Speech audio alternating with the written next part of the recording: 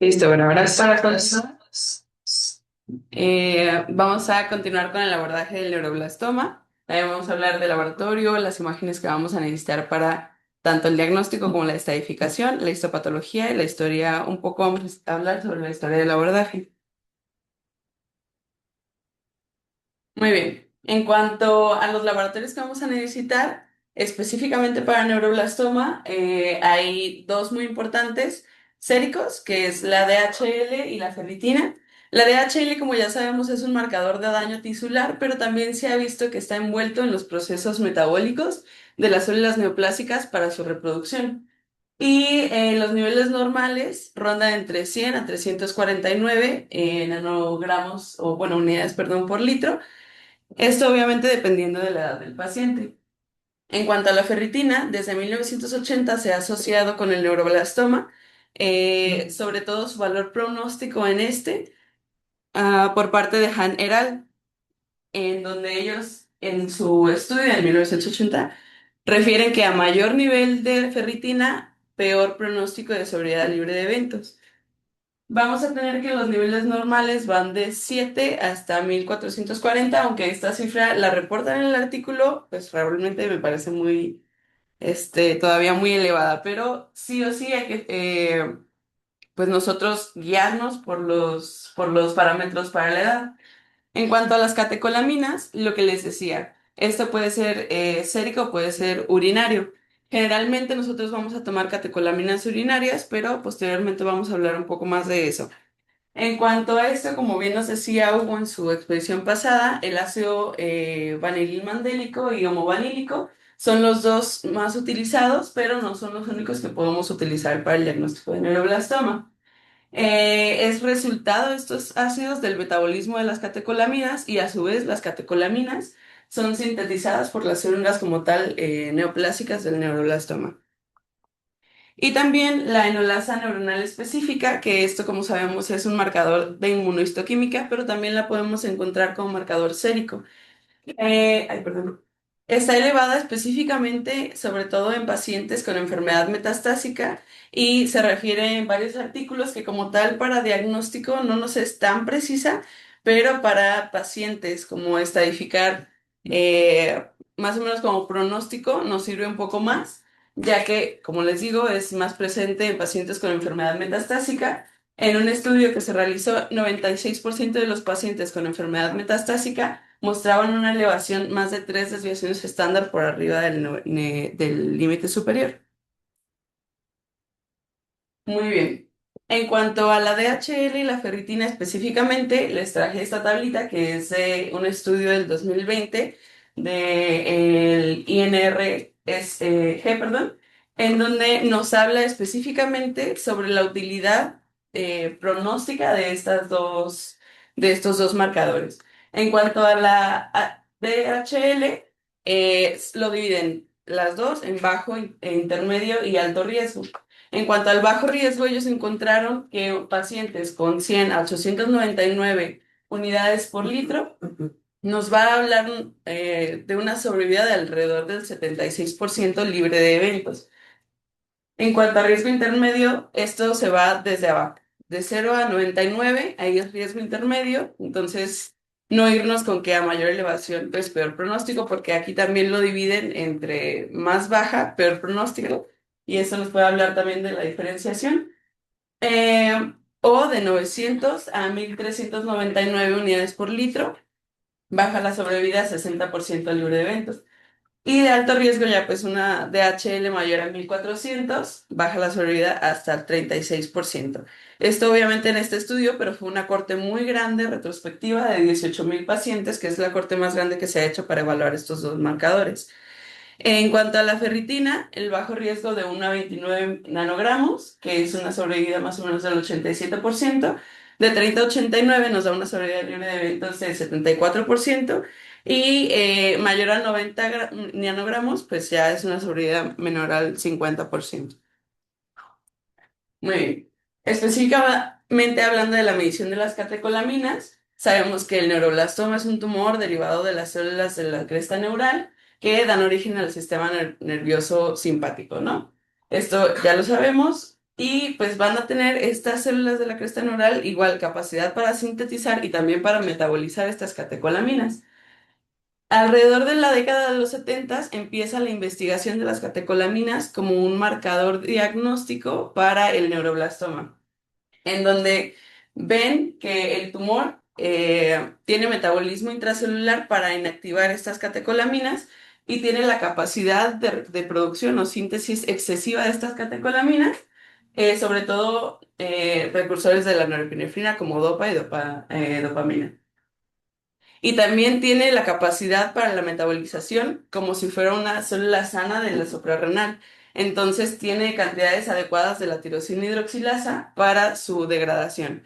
Ahorita vamos a mostrar un poquito sobre el metabolismo de estas catecolaminas, donde tenemos sobre todo norepinefrina y dopamina, en donde por medio de distintas enzimas, sobre todo dos, que es la catecol o metiltransferasa, y ¿dónde está la otra? La monoaminoxidasa, se van degradando, ¿no? Entre estas, pues prácticamente todo el metabolismo no se los voy a explicar, pero los productos finales son el ácido vanilmandélico y el homovanílico.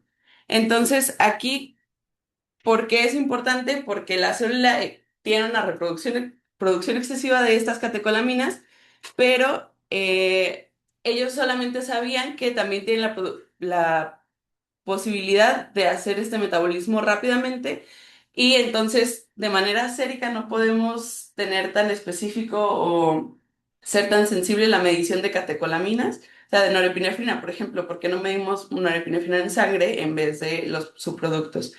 ¿No? Y en 2022 ya se descubrió que en realidad no se miden séricos porque la cantidad de vesículas neurosecretoras en el neuroblastoma es muy poca. Entonces realmente el neuroblastoma no tiene la capacidad de almacenamiento de las catecolaminas y tiene más bien un metabolismo muy excesivo de estas catecolaminas, por lo que el producto va a ser mejor que las catecolaminas para medir para hacer diagnóstico, digamos, para la medición. Por eso se utiliza el ácido vanilmandélico y el homovanílico. Eh, Muy bien. Pues en este mismo estudio de los 70 vieron que el 80% de los pacientes con diagnóstico de neuroblastoma tenían esta excreción alta de ácido vanilmandélico y homovanílico. Y también realizaron un seguimiento periódico en donde vieron que también tiene un valor pronóstico con una confiabilidad del 80 al 90%. Esto se ha estudiado posteriormente, este es un artículo del 2019 donde se ven perfiles de excreción y hacen cuatro perfiles de excreción de la A a la D. En estos perfiles de excreción, sobre todo se fijan en la cantidad de expresión enzimática que tienen estos pacientes. Y el perfil A es un paciente que tiene poca expresión enzimática con más grado de indiferenciación de la tumoración. Entonces, esto nos conlleva o es equivalente a un comportamiento más agresivo de la tumoración. Y sobre todo se vio correlación con pacientes de alto riesgo, con pacientes con amplificación del enemic o edad más avanzada del diagnóstico, metástasis, etcétera. Los perfiles B y C tuvieron un perfil enzimático intermedio, por lo que realmente nos fue como un riesgo estándar, estuvo medio ahí, pues intermedio el asunto, pero las mayores diferencias fueron con A y el D, que el D es un perfil con mayor expresión enzimática y sobre todo se incluían en esta muestra los pacientes que se continuaron en observación, estos pacientes lactantes que a veces tienen un comportamiento como de regresión. Muy bien. Y también en este otro artículo se estudió específicamente la 3-metoxitiramina, perdón, en donde este lo vieron como un marcador independiente pronóstico también que se asocia con alto riesgo. A mayor elevación de la 3-metoxitiramina, mayor alto o mayor riesgo de un evento, ya sea recaída o progresión del paciente e incluso muerte. Y también pues disminución en la sobrevida global. Y bueno, entonces vemos pues de dónde parte la metoxitiramina de la dopamina prácticamente. Entonces podemos hacer también estos marcadores, no solamente quedarnos con el ácido homovanil mandélico o vanil mandélico. Ah, bueno, ahorita se los digo. Muy bien. Entonces, nosotros sabemos que generalmente lo que tenemos más a la mano es la medición de catecolaminas en orina. Esta medición generalmente o tradicionalmente se realiza con una recolección de 24 horas de orina, pero sabemos que nuestros pacientes son lactantes y son, pues es obviamente súper difícil, estas cosas son del diablo, hacer la recolección completa de la orina. Entonces, en este estudio se vio cuál es la utilidad de una orina random del día, específicamente solamente esa muestra o una recolección de 24 horas. Entonces, en estas muestras aleatorias puntuales se vio que realmente la sensibilidad es equivalente para medir el ácido vanílico y el homovanílico que la medición de 24 horas. Entonces, realmente no hay diferencia entre una y otra. Y también en este estudio se utilizó un panel de 8 metabolitos versus solo la medición de los dos ácidos. En este panel de 8 metabolismos se vio que aumenta la sensibilidad de la prueba con una sensibilidad del 95% versus una sensibilidad diagnóstica del 85% en los ácidos. Y bueno, los ácidos sí quedaron con mayor especificidad, sin embargo, como la queremos diagnóstica, pues en realidad es mucho más útil este panel de 8 metabolitos. Y lo que les comentaba sobre la 3-metoxitiramina, esta se puede utilizar, se puede medir en orina, pues realmente lo que nos dicen es que no, que las metanefrinas, que esta es una metanefrina, se utiliza más bien la medición plasmática. ¿Se puede hacer entonces medición de catecolaminas plasmáticas? No, más bien de metanefrinas. Entonces, el panel plasmático es superior al urinario. En este estudio del 2019 se midió el nivel de 3-metoxitiramina, que este tuvo una separación de los controles sanos de 22 veces versus una medición de los ácidos eh, ay, no me hagan decirlo, HbA y BMA versus una separación de 6,3 veces. Entonces, realmente, controles versus casos, pues mucho más útil el panel plasmático, ¿no? Entonces, si pedimos un panel plasmático de metanefrinas, que vamos a pedir 3-metoxitiramina libre, normo, normetera- normetanefrina libre y 3-O-metildopa. Muy bien. Si vamos a pedir catecolaminas en orina, ¿cuál es la preparación que tengo que tener de mi paciente? Es importante que sepamos que esto tiene que hacerse si no queremos pues un perfil de falsos negativos o falsos positivos. Entonces, en cuanto a las restricciones alimenticias que tenemos que tener, es evitar el consumo 2 o 3 días previos a la prueba de bebidas y alimentos con cafeína, ya sea café, chocolate, té, plátanos, cítricos, alimentos que contengan vainilla, cebolla, tomates, aceitunas, aceite de oliva y nueces. Y algunos medicamentos que también tenemos que suspender, como levodopa, antidepresivos tricíclicos, que les puse amitriptilina, entre otros, inhibidores de la monoamino oxidasa, que es como por ejemplo el linezolid. Entonces, si tenemos al paciente hospitalizado con antibiótico, pues tratar de encontrar otras alternativas. Azul de metileno, que también incluso pues podríamos utilizar en algún paciente, y paracetamol, que también es muy importante. Vamos a tener que proteger la muestra de la luz, acidificar la muestra. Esto lo refería con ácido clorhídrico o citrato de sodio, pero refería que generalmente es el laboratorio quien nos da y que nos ayuda a preparar la acidificación de la muestra. Entonces es importante siempre, siempre estar en comunicación constante con el laboratorio. ¿Ok? Tampoco pues que el paciente haga ejercicio extremo o tenga episodios de mucho estrés previos a la muestra, ya que podrían también alterar el resultado. Muy bien. Una vez pasando de laboratorio, vamos a pasar a imagen. ¿Qué le pedimos de manera inicial a los pacientes? Pues casi siempre sentimos una masa abdominal. Lo más cercano que tenemos en casi todos los centros, radiografía o ultrasonido. En la radiografía, generalmente, pues obviamente es para la evaluación primaria.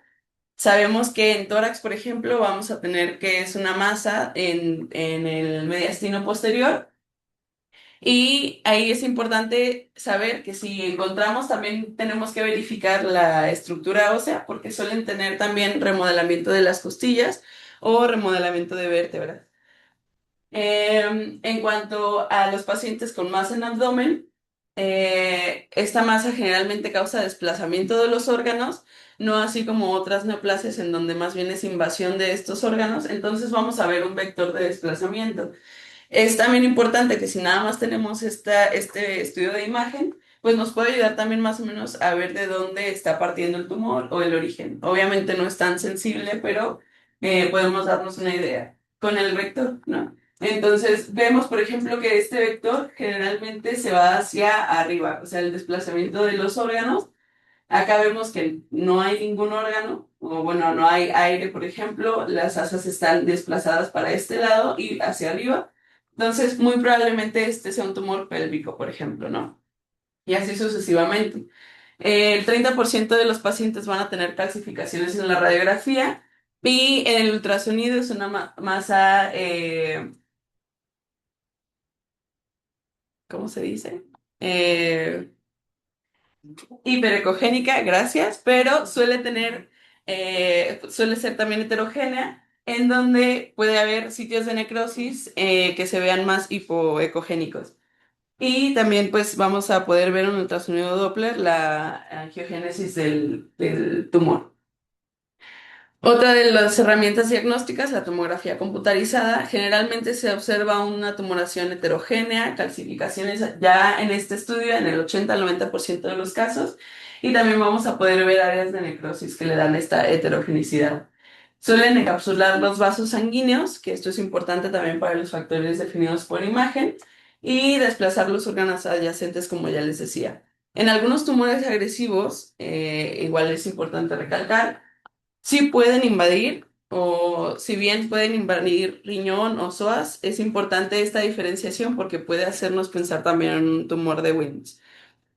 En cuanto a la planeación quirúrgica, sobre todo en esta parte, es necesaria una tomografía, ya que nos ayuda, sobre todo en abdomen, nos ayuda estas tres fases, una tomografía trifásica nos ayuda a definir mejor la vasculatura, entonces el cirujano puede definir más por dónde entrar, etcétera, y qué estructuras está envolviendo la tumoración, ¿no?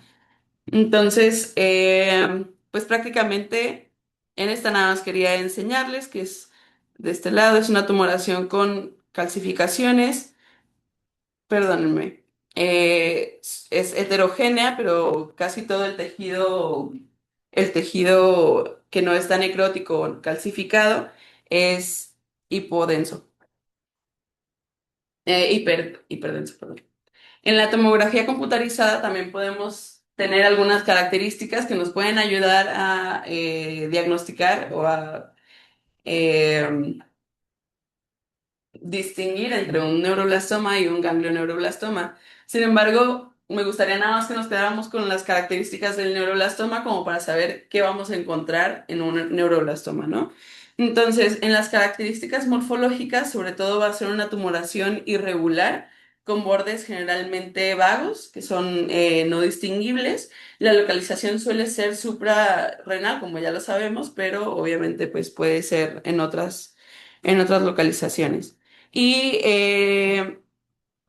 en la tomografía contrastada es importante también tener en cuenta la relación vascular, en donde sí hay un encapsulamiento hasta en el 66% de los casos en esta corte. En cuanto a la resonancia magnética, se refiere que es como que el estudio diagnóstico mejor para encontrar la relación entre las estructuras circundantes. Sin embargo, como les comentaba, la tomografía es importante sobre todo para la planeación y ver la relación con la vasculatura.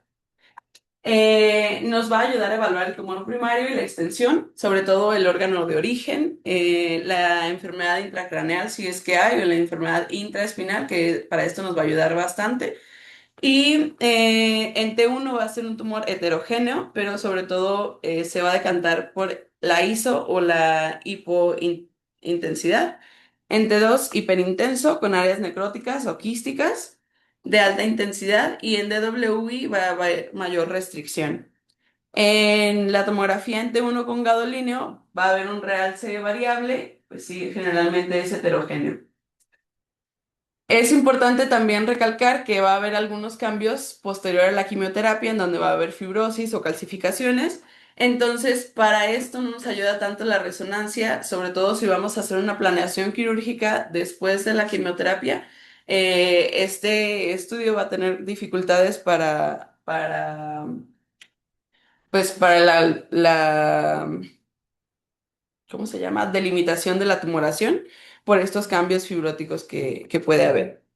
Específicamente, yéndonos por áreas, vamos a empezar con el cuello, que sabemos que alrededor del 5% de neuroblastomas pueden presentarse en esta localización. Y en cuanto al cuello, podemos utilizar una tomografía computarizada, sí, pero sobre todo como primer paso diagnóstico y sobre todo si no tenemos dar a la mano realizar una resonancia magnética. Se puede hacer de manera inicial y nos va a ayudar a valorar la relación con otras estructuras, ¿no? Sin embargo, en el cuello es imprescindible una resonancia magnética para tener esta relación bien precisa, sobre todo porque aquí tenemos varias estructuras importantes que nos pueden dar factores de riesgo definidos por imagen, como son las arterias carótidas, arterias vertebrales, las venas yugulares internas, las subclavias, el plexo braquial, que difícilmente vamos a tener tan delimitado en una tomografía, tráquea y la base del cráneo. Entonces, pues esto es imprescindible como tal tenerlo en una tumoración en cuello. Eso, por ejemplo, en la resonancia magnética vemos esta lesión hiperintensa, que sí está heterogénea, sobre todo tenemos ahí un punto central de necrosis. Y en esta tomografía computarizada vemos algo muy importante, que es que esta tumoración, que también es heterogénea, pero sobre todo hipodensa, hay relación con la tráquea en donde la desvía. Entonces, como tal, vamos a ver que los factores de riesgo definidos por imagen, que nos va a ayudar un poquito más Bruno en la siguiente plática, es importante esta relación con estas estructuras. Como tal, como les decía, encapsulamiento, que es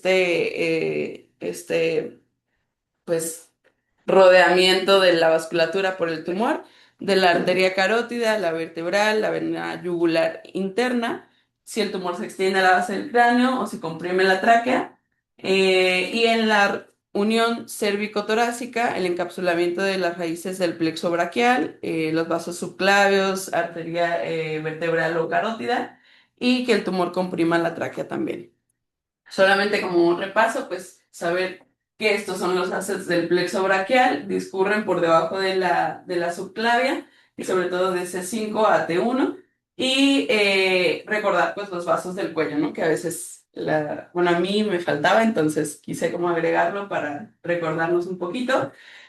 La carótida, la yugular interna, perdón, las subclavias y las arterias vertebrales.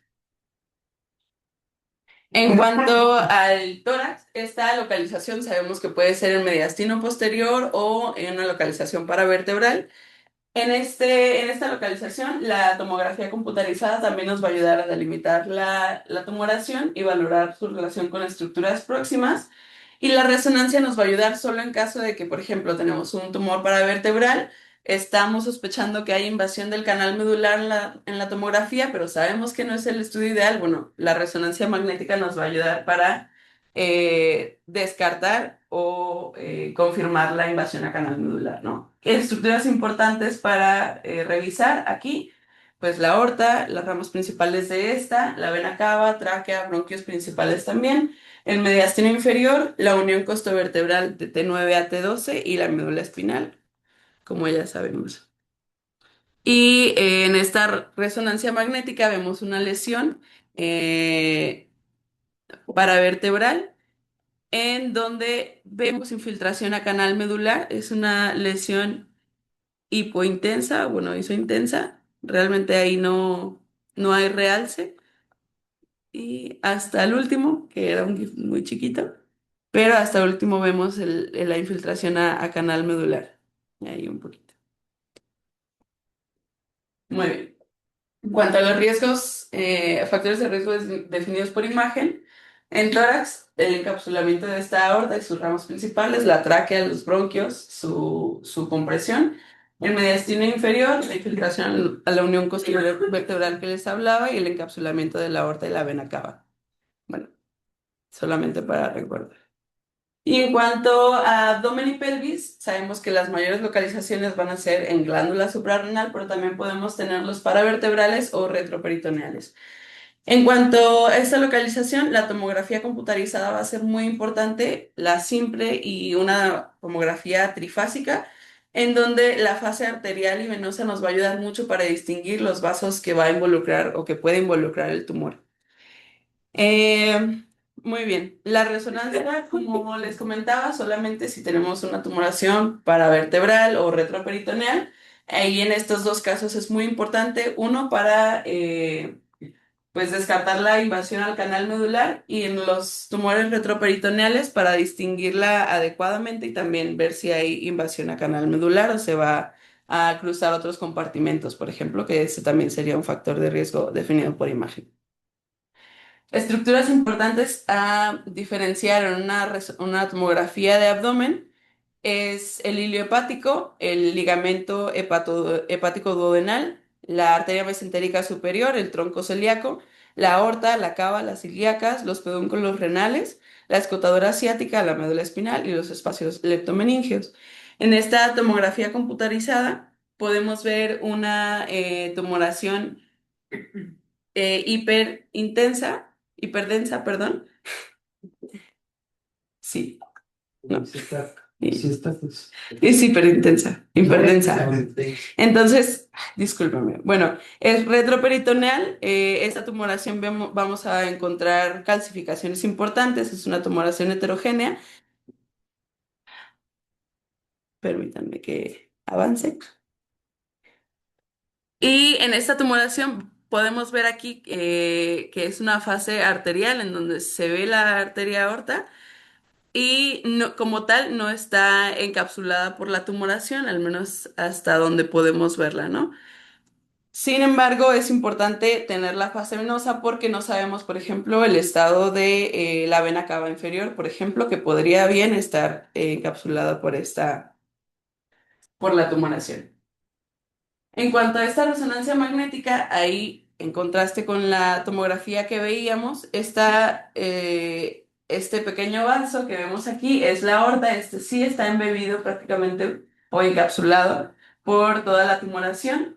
Y aquí vemos algo muy importante que es la mesentérica, perdón, la cava, en donde vemos que hay una compresión de la cava. Sin embargo, hay algo muy importante que se ve todavía luz en esa vena cava.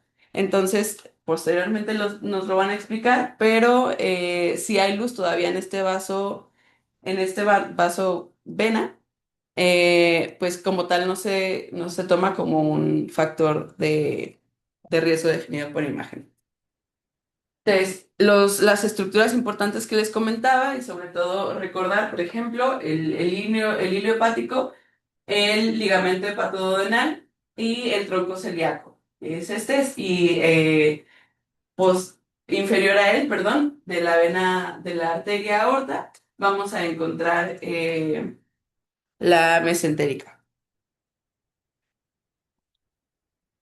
Muy bien. En cuanto a los factores de riesgo definidos por imagen, también podemos encontrar algunos por diseminación intraespinal, si invade pericardio, si invade dos compartimentos, pero eso pues posteriormente lo vamos a ver con más calma.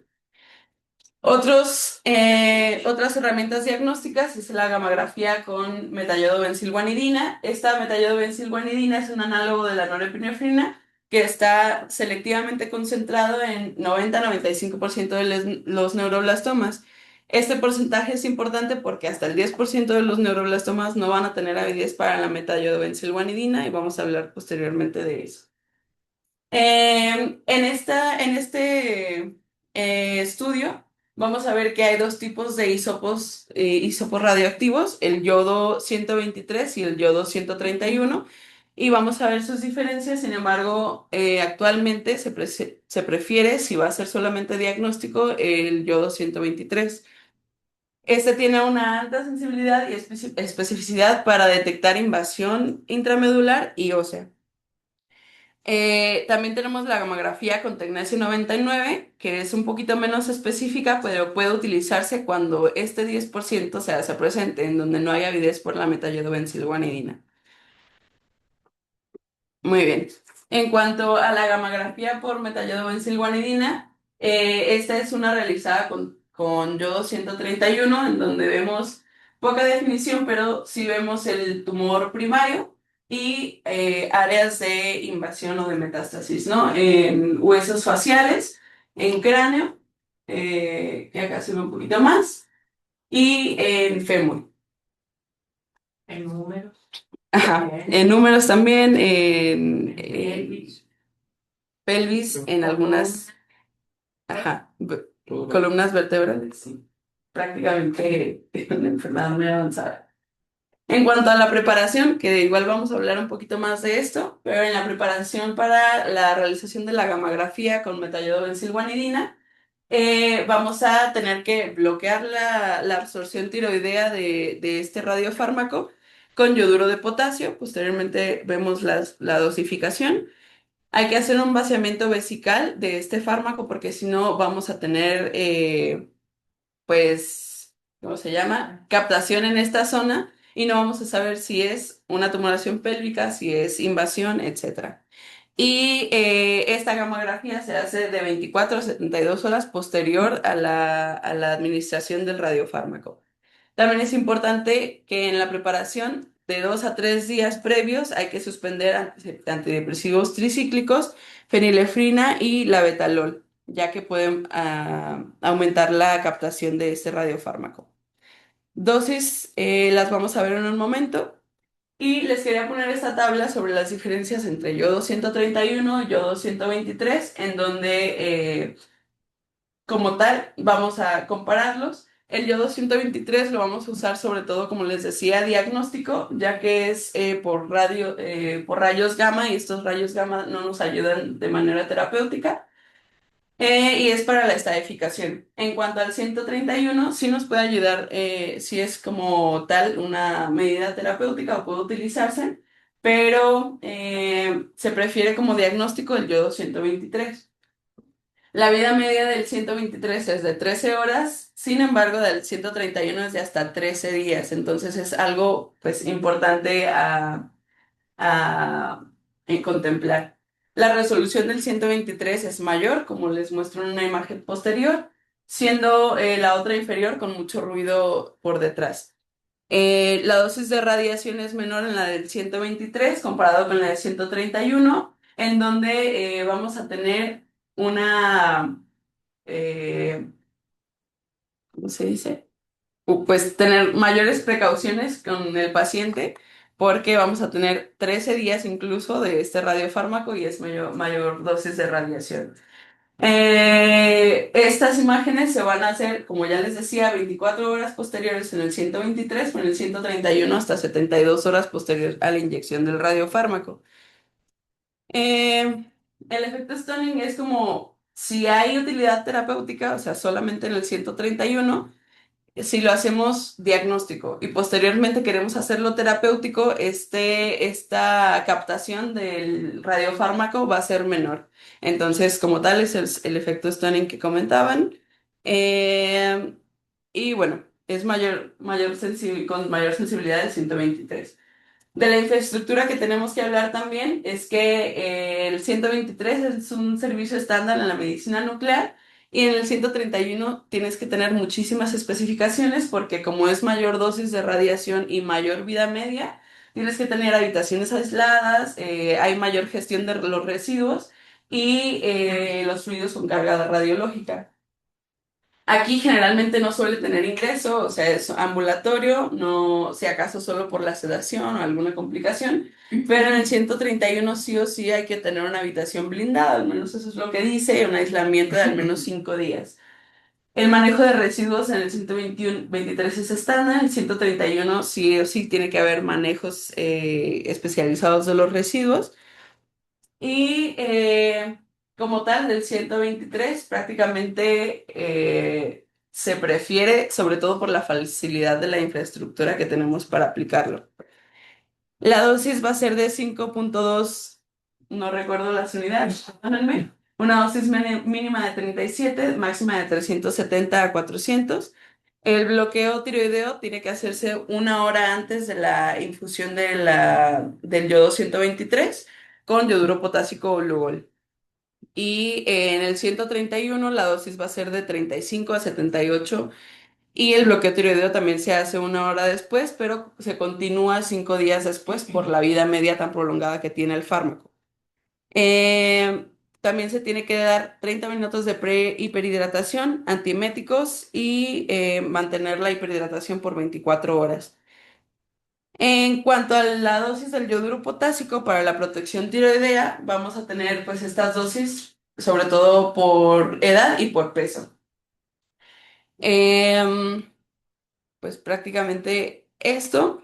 Y en cuanto a la excreción de los fármacos, 70 al 90% va a ser excretado en 4 días, pero más de la mitad del radiofármaco va a ser excretado en las 24 horas. Cuidados en casa, como sabemos, sí se puede hacer en el 123, en el 131 pues tiene que ser hospitalización por 5 días. Y en cuanto a las precauciones en casa, en el 123 sobre todo, pues los protocolos varían, pero es necesario repetir que el paciente tiene que dormir separado de la familia, el lavado de la ropa también tiene que ser por separado, tiene que ser un baño independiente, al orinar tiene que haber una descarga en doble ocasión, utensilios igual de comida individuales. Si se mancha o si el paciente es todavía un lactante que utiliza pañal, una persona embarazada no puede hacer manejo de estos residuos y si hay lactancia, pues se tiene que suspender la lactancia por al menos 3 días. Si es pañal también, importante dejarlo en un contenedor separado, en una bolsa cerrada, fuera de la casa. En cuanto a los tumores no habidos de metallobensilguanidina, también una alternativa es la 18 fluoro. Gracias, gracias, fluorodesoxiglucosa, que prácticamente es lo que conocemos como una PET. Aunque, bueno, en nuestro medio, por la dificultad para realizar las gamografías, puede hacerse la PET scan sin miramientos, digamos. No hay necesidad de bloqueo tiroideo, el protocolo es de un solo día, te dan resultados también ese mismo día, o al menos es menor tiempo de los resultados, en cambio la gamografía tarda un poco más, y la vida media es de 110 minutos del radiofármaco. La fluorodesoxiglucosa es útil, como ya lo dijimos, para cuando no hay avidez por la metallodobensilguanidina o cuando hay resección del tumor primaria de manera inicial antes de hacer la evaluación de la enfermedad, aunque pues tiene sus pormenores. Es sensible para las lesiones óseas e intramedulares, para tumores igual pequeños también es sensible, para tumoraciones en tejidos blancos y el involucro ganglionar. Y hay otro radiofármaco, aparte de la fluorodesoxiglucosa, que es el galio 68, no sé cómo pronunciarlo, Datatate, lo voy a dejar así, que es un receptor de somatostatina tipo 2. Está como tal en investigación para hacer una terapia tanto diagnóstica como terapéutica dirigida.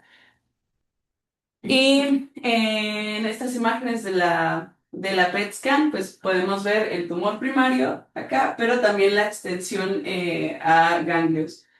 Y, ajá, también de este lado. Y la enfermedad metastásica ósea, entonces, pues también nos sirve para ambas. Es prácticamente un resumen de todas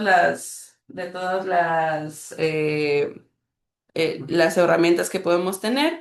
En cuanto al diagnóstico, en el tumor primario vamos a hacer el diagnóstico versus bueno, este es un estudio donde se hizo de una biopsia de aguja gruesa versus una biopsia quirúrgica. La aguja gruesa es sensible y específica, entonces aprobada.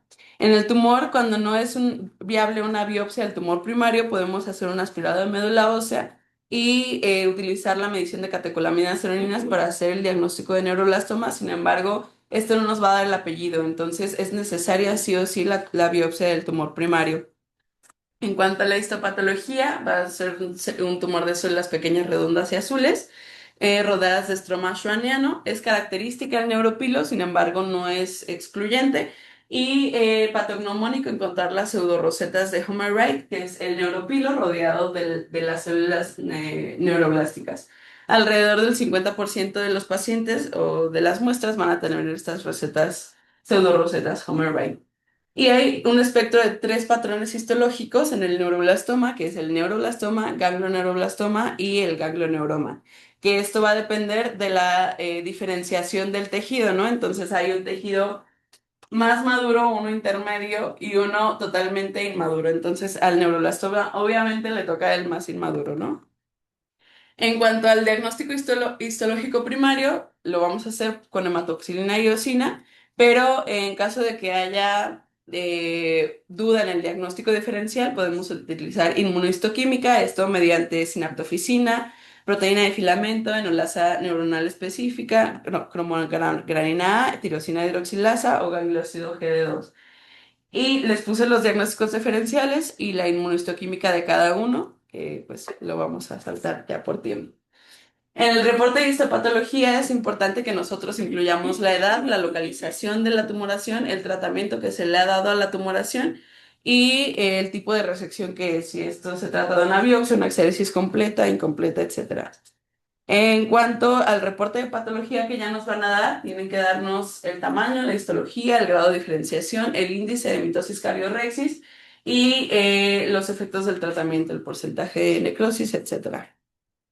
En cuanto a la histología, sí o sí nos tiene que definir neuroblastoma, ganglioneuroblastoma, y de esto si es un subtipo nodular o si es intermixed o entremezclado, un ganglioneuroma en maduración o maduro y un tumor neuroblástico que no se puede diferenciar y ellos nos tienen que decir evidentemente pues por qué.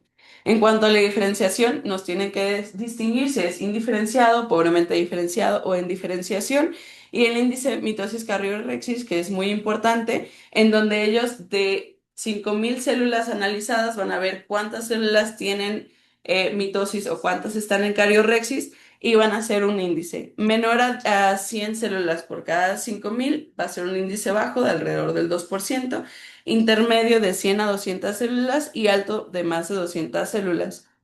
Esto nos va a ayudar, evidentemente, para la clasificación de Shimada, que posteriormente vamos a ver con Bruno. Pero aquí es importante, primero, sí o sí, vamos a tener que hacer, que distinguir el porcentaje del estroma schwanniano que tenemos. Si es un porcentaje menor, o sea, es un tumor indiferenciado, puede ser neuroblastoma o todavía podría ser un ganglioneuroblastoma. Del neuroblastoma podríamos tener estos tres patrones, que es indiferenciado, pobremente diferenciado o en diferenciación. Y esto posteriormente ya lo vamos a ver con Bruno, que es dependiendo del índice de mitosis cardiorrexis, la edad, si nos va a dar una histología desfavorable o favorable. En el caso del ganglioneuroblastoma podemos tener la ¿cómo se llama? El subtipo nodular o el subtipo intermix.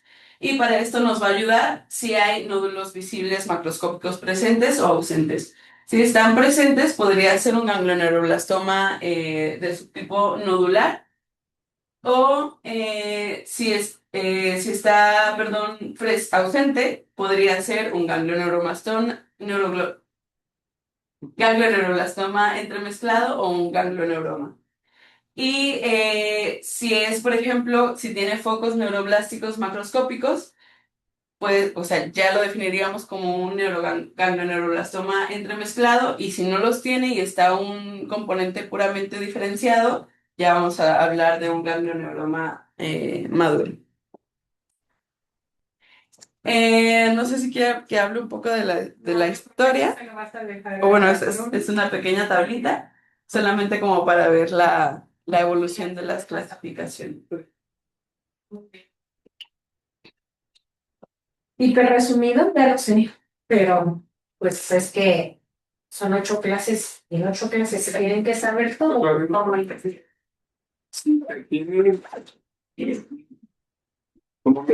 Primario abdominal, se toman también de cuello, imágenes de cuello, imágenes en todo el cuerpo, de cuando es como de hemorragias. Pues solamente si es la masa local en el abdomen ya no va a afectar. El cuello, Clínicamente tendrías que evaluar, pero no tendrías que pedir solamente tórax. No es como que busques allá, pero de entrada diría, si es un abdomen, el 60% de los neuroblastomas es a nivel abdominal. Entonces me voy a enfocar en una tomografía. Estoy en un hospital donde tengo todos los recursos. De entrada es una tomografía, en segundo lugar es un PET-CT y ya se acabó. No haces más nada. Estoy en un hospital donde no tengo recursos, te faltó. Primera instancia, tomografía de abdomen, luego lo completas o lo metes en el mismo momento, tórax, abdomen, se acabó. Segundo lugar, un gamma óseo. Punto. Y faltan los otros extraviajes, que te faltaría la biopsia de médula ósea bilateral. Punto. Pregunta, si tengo invasión intramedular, ¿se hace punción lumbar? Mm,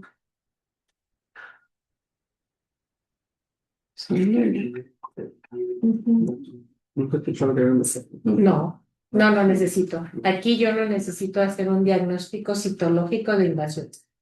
Si hay invasión, a diferencia de otros tumores, ¿en cuál sí está indicado cuando tengo invasión a sistema nervioso en alguno de sus sitios? ¿En qué tipo de tumor sólido? ¿Retino? ¿Cuál otro? Rabdomiosarcoma. Párenme de pelar. Nada más. Entonces, en neuro no vas a hacer. Pero si yo no tengo PET-CT, y ayer yo te lo dije el otro día, pues estos niños Claro. terminamos haciendo gamma-gramados. Pero luego resulta que mi gamma óseo, ¿verdad? Que luego pasa que el apoyo me llega un mes después y pues ya para qué, bueno. Y el PET-CT, pues también no. Muy bien. Tienen que leer mucho. Se los he dicho y para los que no sepan y se los vuelvo a repetir a los que vuelvan a estar. Para tumores sólidos no son oncólogos, son radiólogos, son cirujanos, son patólogos, son radioterapeutas, son rehabilitadores, son protecistas. No pueden quedarse con la parte de la oncología como tal. Y obviamente, ya lo vieron, anatomía. Sí o sí, aquí lo más bonito de los tumores sólidos es que el que no haya pasado con 100 anatomía de primer semestre de medicina, agarra su libro para que se ponga a estudiar. Porque aquí sí o sí es anatomía. Y sobre todo para las estadificaciones en casi todos los tumores sólidos. ¿Ok? Van a tener una clase, creo que la próxima semana, con el doctor. 27. Ujú. Que sería.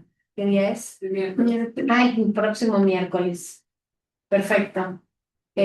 Con el doctor Julio Maciel.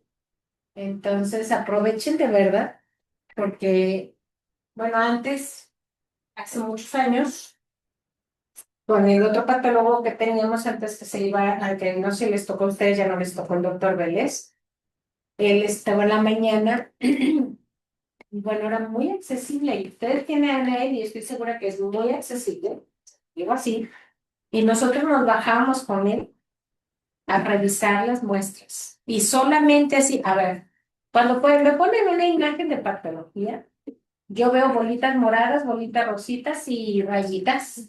Punto, se acabó. Pues bueno, tienen que aprender a reconocer.